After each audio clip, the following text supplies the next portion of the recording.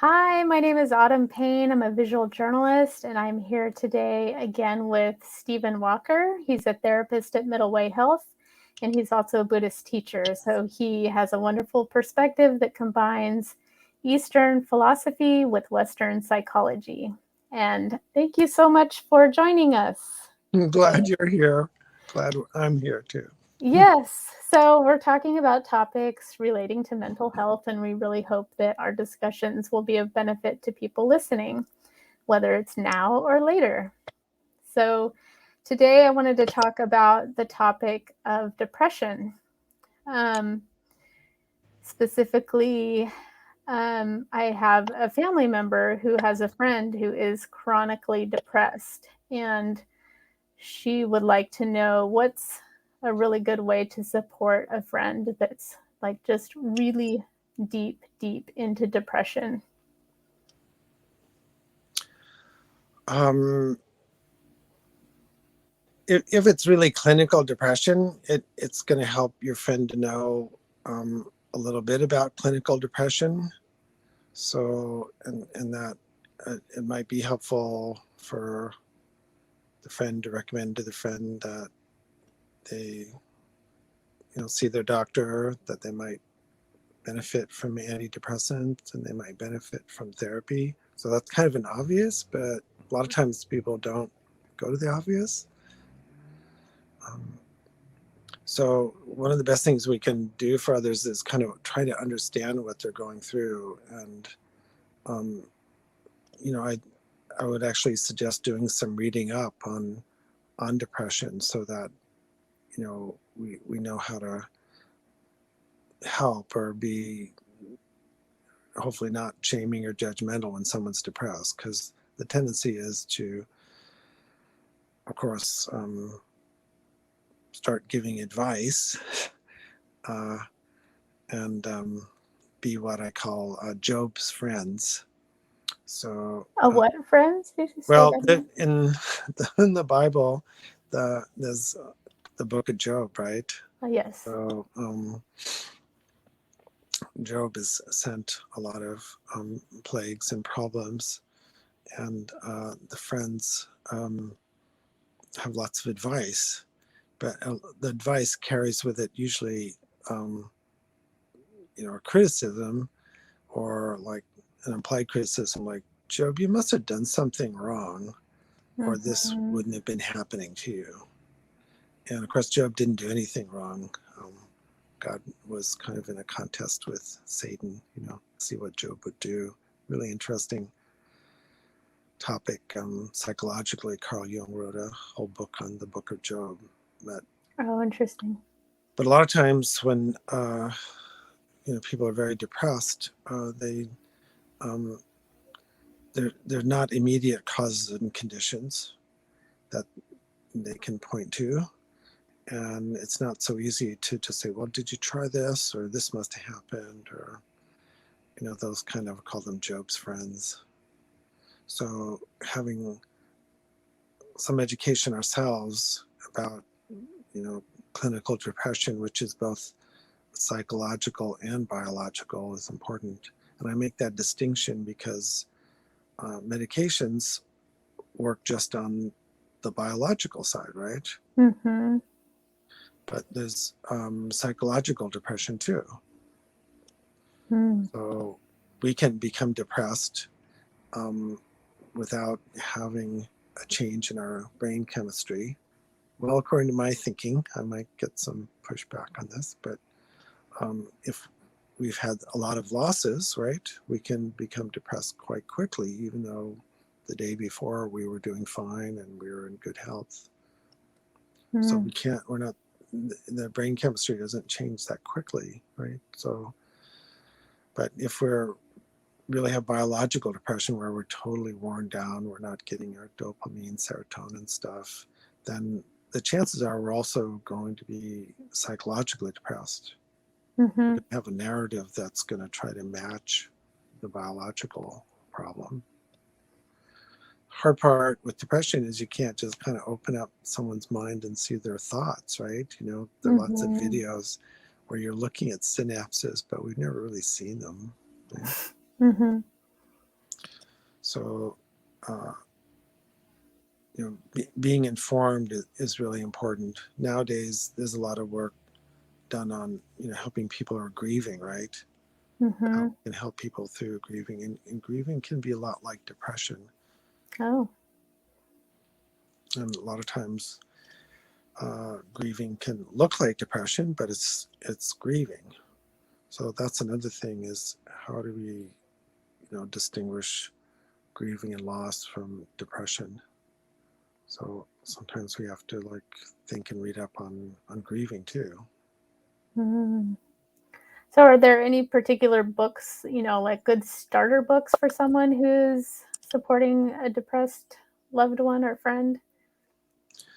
Well, I'm not I'm not prepared to rattle off titles. We'll have I to do know, that because the next time. all right, we'll I put it set in the myself chat up for here. this one. I set myself up for this one. Yeah. Okay, well, I'm going to mention in the chat later on when Stephen Yeah. provides some Yeah. suggestions on potential books that people can look into. But yeah, I do think it's a really important point that sometimes our efforts to help someone who's depressed can come across as judgment. I think that's an important part. My friend was saying, oh, she needs to exercise or take a Mhm. walk or get out of her house, or we're often trying to push a depressed person to move, right, or do something different than the status quo, because those are things that make us feel better, maybe, and perhaps they would make the depressed person feel better. But how to make that not come across as a judgment? Maybe that's not your first step with a depressed friend, perhaps. If it's light depression, for example, we can just remind people, which is what we're doing. Like, hey, did you not get back to the gym or do your normal routine or fix something quickly? So a lot of times it does work. Okay. But deep depression would be like, having a dead battery in your car, right?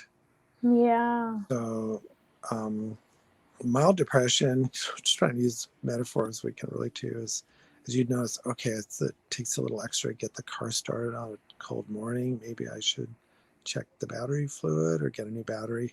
Nowadays, we just get a new battery, right? A really dead battery is like you call AAA. Like a really deep depression is they even put the cables on from their truck onto your battery and you can't start the sucker. Okay.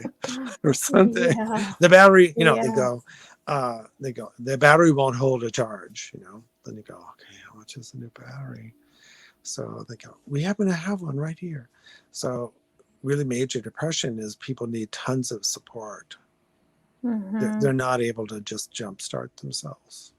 Right. Or Or, even get or the even jumper jumpstart. cables from a Yeah. friend. Okay, a Yeah. friend gives me a little pep talk and I'm off and running. Right. Right.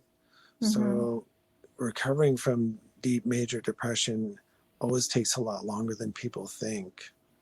It's like recovering from like a forest fire. Mm-hmm. Like the trees don't suddenly turn green again next spring, right? Mm-hmm. So you kind of have to be in it for the long haul. Yeah, and we can find that if we're friends or caregivers, depressing ourselves. Mm-hmm. Yeah. Yeah. So, but it's a range, of course. But making deep changes after someone's been through big loss, or recovering from drugs or alcohol or psychological, all kinds of issues, particularly if they're biological and psychological at the same time, is rough. And then these days of managed care and quickness, we want everybody to be good in a couple of weeks. Yeah, your 6 weeks of sessions. Yeah. Or maybe 12 weeks if you're really depressed. Yeah. Right. Really bad. So I would, I wish there were still kind of, well, there are, you just have to pay a lot of money, but real spa kind of mental health facilities, right?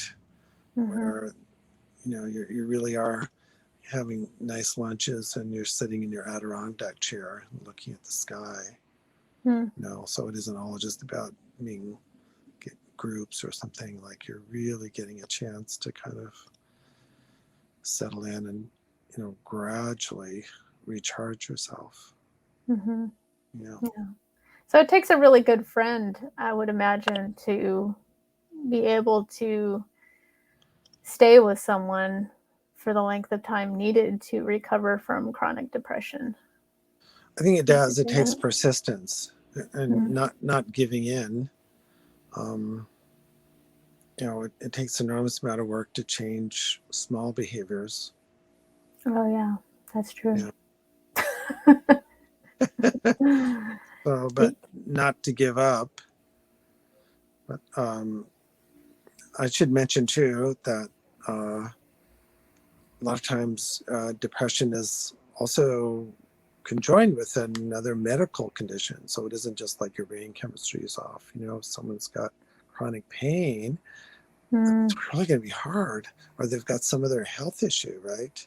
Yes. And a lot of times friends and psychotherapists too will miss that.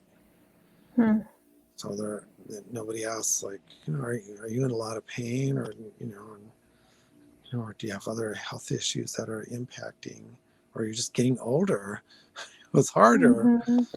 So a lot of times therapists miss medical issues, and medical personnel miss psychological issues because they're just thinking brain chemistry, but they go together.